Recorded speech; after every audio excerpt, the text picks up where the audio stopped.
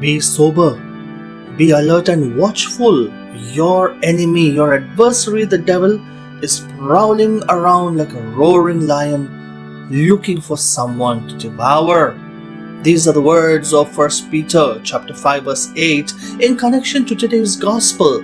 Today's gospel, Matthew chapter 8 verses 28 to 34, tells us how Jesus reaches the region of the Gadarenes, and two demoniacs, two human beings possessed by demons, run across to him as though they're going to attack him and his disciples. They yell, they shout, they scream, they hit themselves with stones. They are totally stark, naked, without any clothing. And the demons are so afraid of him. What have you to do with us, Jesus Christ? Have you come to destroy us? Please send us into that swine and we will go away. And Jesus sends those demons into the swine, and those swine go into the sea and get drowned. This is the story of today's gospel. But the focus, my dear brothers and sisters, is on the two demoniacs. They are human beings, but look how degraded their humanity is. Satan strips them totally naked. Satan makes them beat themselves, hit themselves with stones. Satan makes them like mad people, shouting and yelling on the streets. This is the degradation that Satan wants to create among humanity. In Revelation chapter 12 verse 9, we hear it said that the great dragon was thrown down, the ancient serpent, called the devil, called the deceiver, Satan himself, and he was thrown down to the earth, and his angels were thrown down with him. Satan was thrown down to the earth, and Satan wants to conquer the earth and everyone and everything within it. That is why even today he tries to degrade us. He tries to strip each human being of their dignity of being sons and daughters of God. And how does he do that? The first way that Satan uses to degrade us is by removing our relationship with God. Once we don't have a relationship with God, we don't have the dignity of being a son or a daughter of God.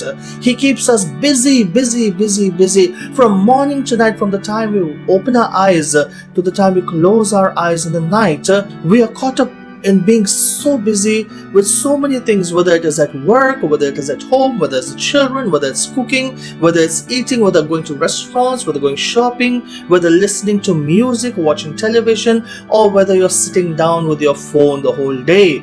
This kind of busyness leads us to a spiritual laziness, and the spiritual laziness cuts us away from God because we no longer pray.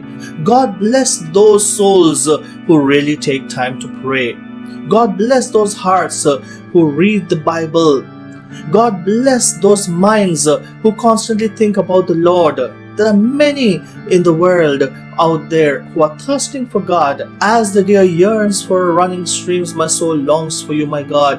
God bless those people. But there are many others out there who are just lost in the busyness of the world, and Satan's job is to keep us busy so that we don't have time for God. Guard against that. That's the devil, that's the lion prowling about devouring your soul. The other way that Satan tries to devour us is anger.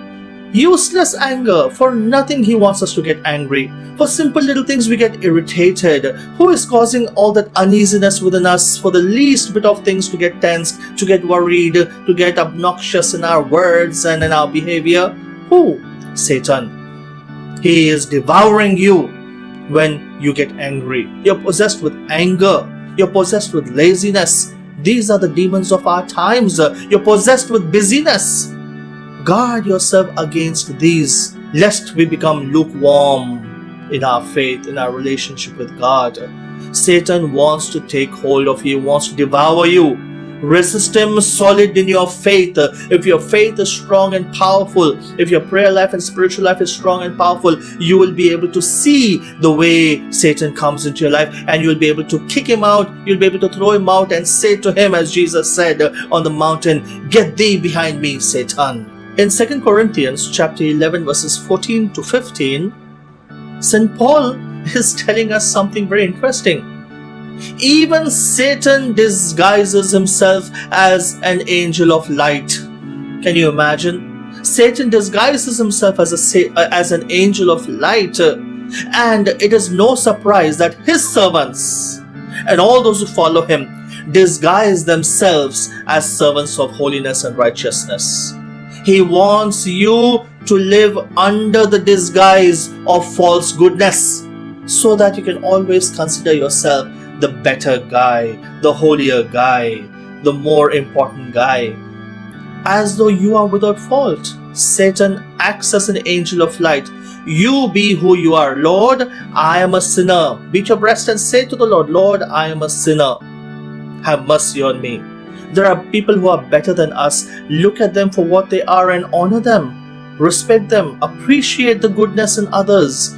Don't have a falsity about yourself that you are higher and better than others. You are an angel of light. You'll be actually in the darkness by doing that. Look at Matthew chapter 12, verses 43 to 44. When the unclean spirit has gone out of a person, it goes into waterless places seeking rest, but it finds none. Therefore, it says, I will return to the house where I came from. What does this mean? Well, we go for confession. We clean our heart, we clean our soul. But having received the grace from confession, if we don't pursue and continue in that pure-heartedness, the evil will return, and he will return 10 times stronger. In James chapter 4 verse 7, we are reminded, submit yourselves to God. Submit yourselves to God. Resist the devil, and he will fly away from you. Submit to God. Surrender to God. Ephesians chapter 6 reminds us in verse 11, put on the armor of God. What is the armor of God? And my friends, the armor of God is threefold. Become totally God conscious. Become totally God centered. Become totally God absorbed. Once you're aware and conscious of God every moment of your life, once you're centered on God every moment of your life, wherever you are, once you're absorbed in God day and night, you will conquer. You will be able to cast out evil, not only from your life, but from the society and from the world, and you will become the powerful presence of God. God bless you, my dear friends. If you have liked my video, friends, please do share it and please do subscribe. God bless.